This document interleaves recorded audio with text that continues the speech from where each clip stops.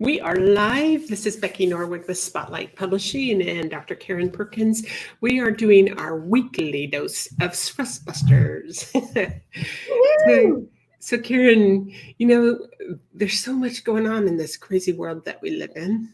And it is, I find, I read the posts. I don't do much social media time other than for business. And sometimes when I do get on social media, I'm like, what? What's happened now? Because I really don't watch a lot of news either. And I find that, just reading the comments, there's so much stress with what's going on in this world. And yet, truly, all we can do is take care of ourselves each individually and, make sure that we're doing all the things that we can do to focus on the good that there is. Because I really believe there's some incredible people out there.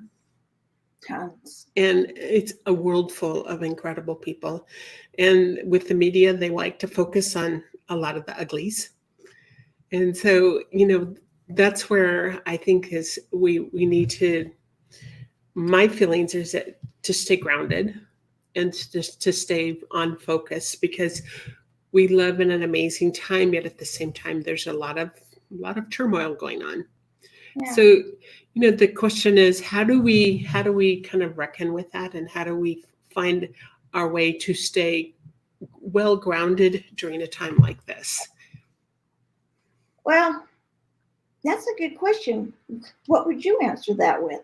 Before I jump in, what would be your answer? Well, I think that meditation does help. Meditation is really, really good, and watch what we focus on.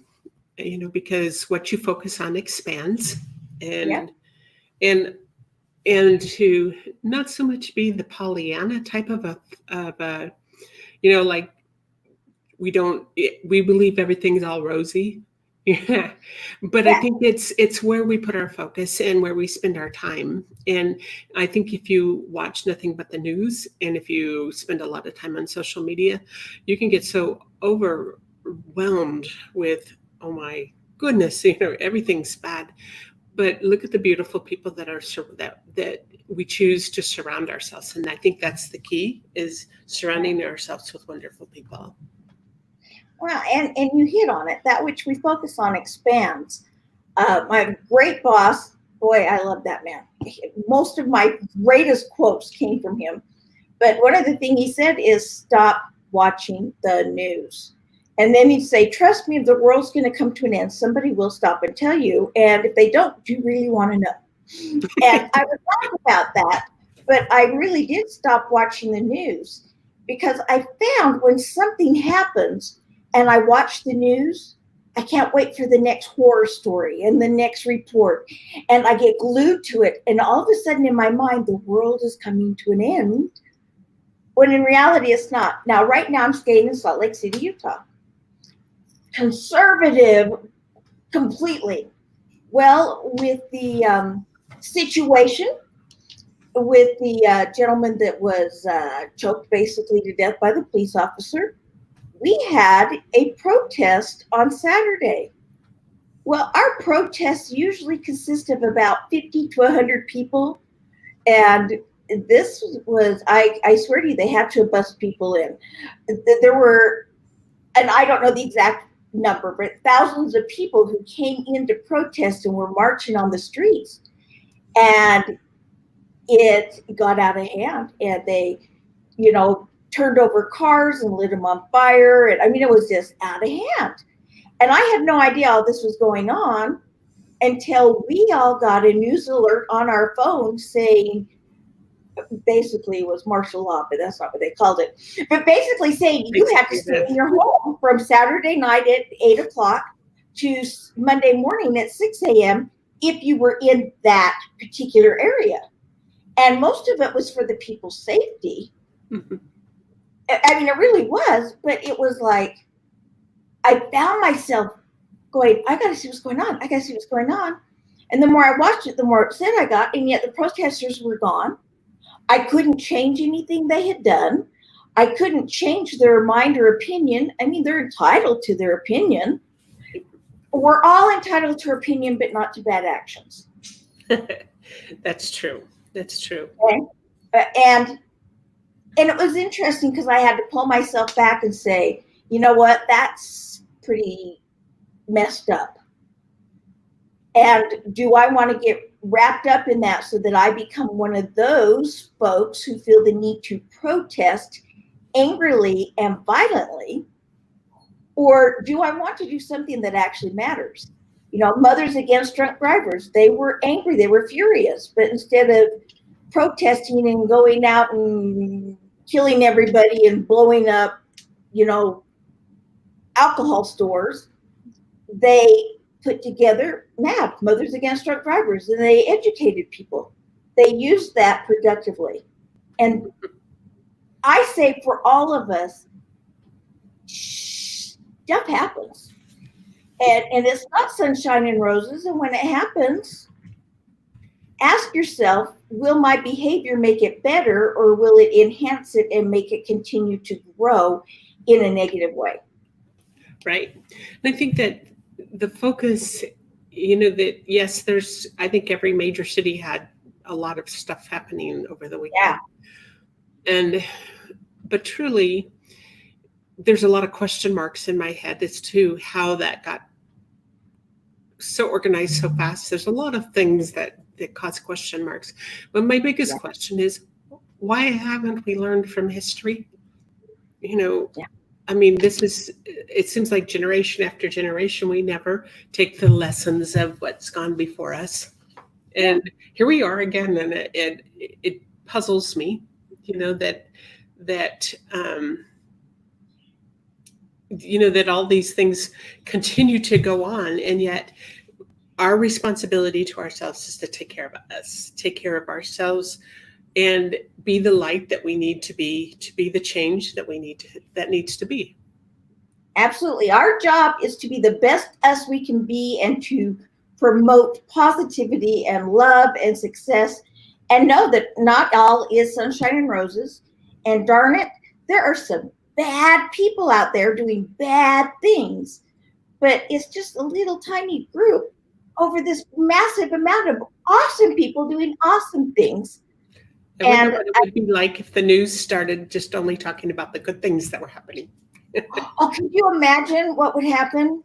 And it's like, where's all the good? And let's be honest, the news is sensationalized because it sells. And all of us do what we do because it sells. And I don't mean financially necessarily, as much as it motivates people or whatever. But the news stations, they play what they play because people are glued to it and it sells. And positivity in the news does not sell as much as the horror stories that, quite frankly, they blow out of proportion. We probably only had 200 people here, but the way they took the camera angles and things, it looked like thousands. And sometimes that happens. And I'm not anti-news stations. Please don't hear that. I just think we ourselves, if we can't do something about it, refocus. And if we can, then by darn, do it. But do it in a productive way. Absolutely. That's the biggest thing to recognize and to appreciate about our life. And, I've, even with the whole pandemic that happened, I look at it and I think, if people had to be relegated to their homes and spending the time at home rather than being out and about, what better time would it be for it to happen when we have all of these wonderful devices we have been able to do what we're doing right now. We have cell phones. Years ago, we didn't have those kind of things. So 20 years ago, if something like this happened, where would this world be? Well, and we shopped online, for groceries. We had food delivered. Life was hard for some, and actually for others, it was the best thing that could have happened. Well, I think it's connected a lot of families. Yeah. Well, my husband's on a contract right now with a company, I probably shouldn't mention names, but that sell products that people use for healing and whatnot. And I'll tell you what, they're their business soared. I mean, it went from 100% to 10,000% Wow. because people needed those resources, those tools. But who do we focus on? And it's awful. And those folks that lost jobs or didn't have money, my heart is so there. And those whose family members got sick and or died, I'm devastated for you and on your behalf. And yet, let's focus also, let's have empathy for those, but let's focus on all of the wonderful, I mean, the healthcare workers and the police departments and the fire departments and the people who delivered our food and, you know, all of those things. Keep the stores open, you know, Yeah. the grocery stores. How many of those people did you stop and think? But, you know, we whined and complained that we were locked in our homes. What a better time to write books and, you know, have Spotlight Publishing publish it. You know, what a better, there's no better time to decide if you really like what you're doing for a living. And if you don't, hey, guess what? Now's the time to come up with new plans because you've got the time to do it. Got the time to think it through. Yeah. You're not working 80 hours a week and trying to put together a new plan. And you're working 40 hours a week and trying to do it, or maybe you're not working. And, you know, you can have a heavy heart and still have a good life. Yeah, for sure. Yeah, and it is a time to really do some deep soul searching, introspection, and consider where you are and what your goals are, what you really want. And, you know, I think this is probably the first time ever for many, many families that have ever been put in a position where they spend time together. And I've heard both sides. I've heard people that are just, oh, I can't stand it. The others are going, wow, these are some way cool times. We're doing stuff we've never done before together. You know? I didn't know my kid played the guitar. And when I hear those kinds of things, I'm like, okay, that's so sad. And that would be me. You know, I was so busy working that, what? You picked up another instrument? I didn't know that. It's like, whatever happened to us paying attention to each other? Yeah. I always chuckle that there'll probably be a lot of babies in about 9 months, you know. I'm sure there will be. The funny thing is, and you've hit on it several times, and I want to spell it out one more time. A huge stress buster isn't ignoring that bad things happen. It's acknowledging they happened and then changing what we can and what we can't, processing it, and understanding that being upset about it's not going to change it. What's going to change it is looking at it from a different point of view, which releases stress. And when that stress is released and we are open to different points of view, that's when we come up with the solutions to our problems and issues. Very good. Yep. So we've had a thank you for the daily or the weekly dose from Carol Fuccio. She's always Kuppelman.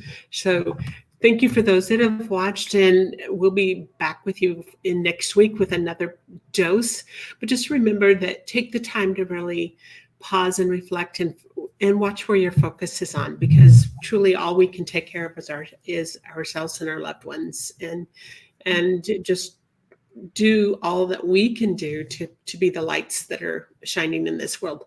And think about the stories, the wisdom that you can share with others if you so choose to do so.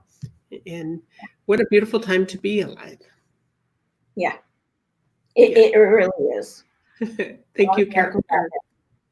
And you're one of those miracles, Becky. So everybody, Becky's a miracle. Okay. Me too. I appreciate all of you for being here today. And Becky, thank you. All right. For all that you do. And you too. Thank you. Thanks. Have a great day, everyone.